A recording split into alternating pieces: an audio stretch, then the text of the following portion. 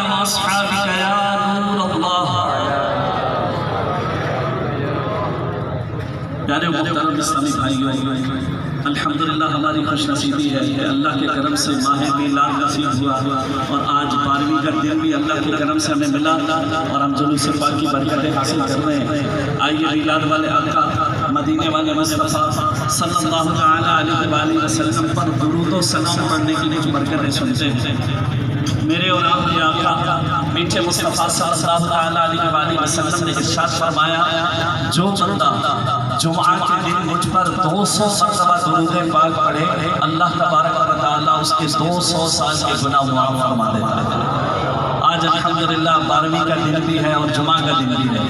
غروب آفتاب سے پہلے اگر پہلے پڑھ لیا تو ماشاءاللہ، نہیں پڑھا تو نیت کر لیجئے کہ غروب سے پہلے آج کے دن میں، جمعہ کے دن میں ہم 200 مرتبہ درود پڑھیں گے اور اس فضیلت کو حاصل کرنے کی کوشش کریں گے. اور نہ صرف آج بلکہ ہر جمعہ کو کوشش فرمائیں کہ 200 مرتبہ ہم درود پاک پڑھنے کی عادت کریں. صلو علی الحبیب صلی اللہ تعالی علی محمد وعلی آلہ وصحبہ وبارک وسلم. میرے پیارے و محترم اسلامی بھائیو، میرے اور آپ کے آقا میٹھے مصطفیٰ صلی اللہ تعالی علیہ وآلہ وسلم پر درود و سلام پڑھنا ایسا برکتوں کا باعث ہے کہ جو درود پڑھتا ہے اس کو نیکیاں بھی ملتی ہیں، درود پڑھنے والے کے گناہ بھی بخشے جاتے ہیں، درود پڑھنے والے کے درجے بھی بلند ہوتے ہیں اور درود پڑھنے والے پہ اللہ کی رحمتوں کا بھی نزول ہوتا ہے.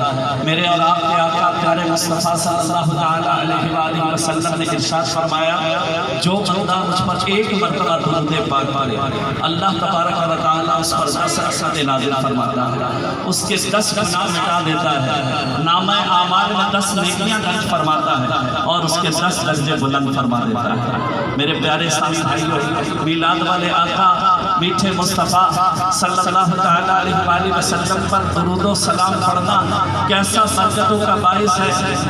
قیامت کے دن جب نفسی کا عالم ہوگا، ہر ایک اپنے بارے میں پریشانی کا شکار ہوگا، اس روز سب سے خوش نصیب وہ لوگ ہوں گے جن کو میرے آقا صلی اللہ علیہ وآلہ وسلم کے جھنڈے کا سایہ ملے گا. سب سے خوش نصیب خوش بخت وہ لوگ ہوں گے جن کو میرے آقا صلی اللہ علیہ وآلہ وسلم کا قرب نصیب ہوگا. اور وہ قرب پانے والے کون خوش نصیب ہیں، ان کے بارے میں میرے آقا صلی اللہ علیہ وآلہ وسلم نے ارشاد فرمایا، قیامت کے دن میرے سب سے زیادہ نزدیک، میرے قریب وہ شخص ہوگا جو دنیا میں مجھ پر کثرت سے درود پاک پڑھتا ہے. اور ایک فرمان کثرت سے درود پڑھنے والوں کے بارے میں یہ بھی ارشاد فرمایا جس سے یہ پسند ہو بروز قیامت اللہ تبارک و تعالیٰ کی بارگاہ میں پیش ہوتے وقت اللہ عز و جل اس سے راضی ہو، اسے چاہیے مجھ پر کثرت سے درود پاک پڑھے. اور فرمایا قیامت کے دن اس کی دہشتوں اور دشوار گزار گھاٹیوں سے جلد نجات پانے والا شخص وہ ہوگا جو دنیا میں مجھ پر کثرت سے درود پاک پڑھتا ہوگا. میرے پیارے اسلامی بھائیوں، ہمیں بھی عادت بنانی چاہیے، نہ صرف میلاد میں، نہ صرف 12ویں کے دن، بلکہ روزانہ ہم اپنے آقا میٹھے مصطفیٰ صلی اللہ علیہ وآلہ وسلم پر درود و سلام پڑھتے چلے جائیں. اب یہاں ایک سوال پیدا ہوتا ہے کہ کتنا درود پڑھ لیں گے زندگی میں ہمارا نام کثرت سے درود پڑھنے والوں میں لکھا جائے گا. الحمدللہ علماء اہل سنت اس معاملے میں بھی ہماری رہنمائی فرماتے ہیں، اور علماء کرام جو ہماری رہنمائی فرماتے ہیں اس کے مطابق جس بندے کا معمول ہو روزانہ 313 مرتبہ سرکار کی بارگاہ میں درود و سلام پڑھے، انشاءاللہ عز و جل اس کا نام کثرت سے درود پڑھنے والوں میں لکھا جائے گا. یہ کوئی مشکل بات نہیں ہے، اگر ہم کوشش کریں، عزم بھی کر لیں، نیت بھی کر لیں، روزانہ 313 مرتبہ کا درود چند منٹوں میں پڑھا جا سکتا ہے. آج ہم میٹھے آقا کا میلاد منا رہے ہیں، آج کے میلاد سے نیت فرما لیجئے انشاءاللہ آج سے، آج سرکار کی میلاد کا دن ہے، روزانہ ہم کم از کم 313 مرتبہ درود پاک روزانہ پڑھیں گے. اور اس کے بارے میں چند سیغے بھی آپ کی خدمت میں عرض کر دیتا ہوں. اگر ان سیغوں کو پڑھیں گے درود پڑھنا بھی ہو جائے گا اور چند منٹوں میں بہت آسانی کے ساتھ ہم 313 مرتبہ درود پاک پڑھ لیں گے.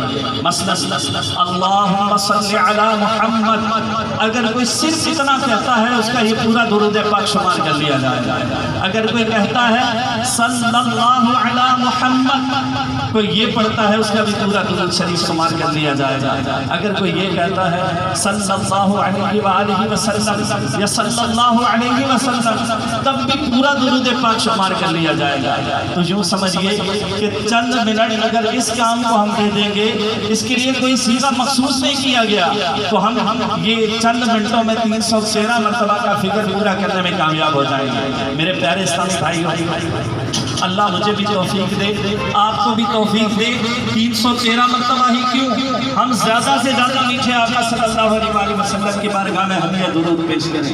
آئیے ایک اور فضیلت سنتے ہیں. میرے آقا صلی اللہ علیہ وسلم نے ارشاد فرمایا، جس کا مفہوم کچھ اس طرح ہے، جو بندہ روزانہ مجھ پر 1000 مرتبہ درود پاک پڑھے گا وہ مرے گا نہیں جب تک جنت میں اپنی جگہ نہ پائے.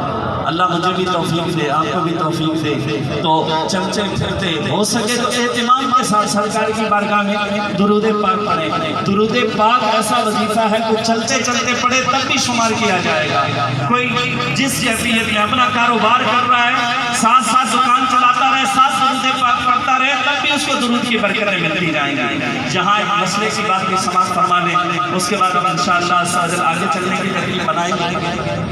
میرے پیارے اسلامی بھائی، بعض اوقات ہمیں بہت سارے وظائف ایسے ملتے ہیں، ہم سنتے رہتے ہیں یہ وظیفہ پڑھیں تو یہ برکت ملے گی، یہ وظیفہ پڑھیں قرض دور ہو جائے گا، یہ وظیفہ پڑھیں یہ مرض دور ہو جائے گا. لیکن ہم کہتے ہیں ہم تو پڑھ پڑھ کے کر کے ہمیں یہ برکت نہیں ملتی. اس کی شاید وجہ یہ ہوتی ہے ہمیں درست پڑھنا نہیں آتا، ہم درست انداز سے پڑھتے نہیں یا سمجھتے نہیں. اب پڑھنے کی تعریف بھی علماء نے بیان کی ہے، اور یہ تعریف آپ سنیں گے تو آپ کہیں گے کہ واقعی ہمارا حال ایسا ہے کہ ہم میں سے اکثر ایسے ہوں گے جو تسبیح تو ہلاتے رہتے ہیں، ہمارا تو درود پاک پڑھنا کہلاتا ہی نہیں ہے. اور وہ کیسے؟ درود پڑھنا ہو، ذکر و اذکار پڑھنا ہو، نماز کے اذکار پڑھنے ہو، یا کوئی سا بھی وظیفہ پڑھنا ہو، پڑھنے کی تعریف علماء نے یہ لکھی ہے کہ اتنی آواز زبان کے ساتھ زبان سے نکالی جائے، اگر کوئی شور و غل نہ ہو، کوئی شور شرابہ نہ ہو، کوئی اور آواز نہ آ رہی ہو، تو اپنی آواز پہنچتی ہے. یعنی اتنی آواز کے ساتھ پڑھیں گے تو پڑھنا کہلائے گا.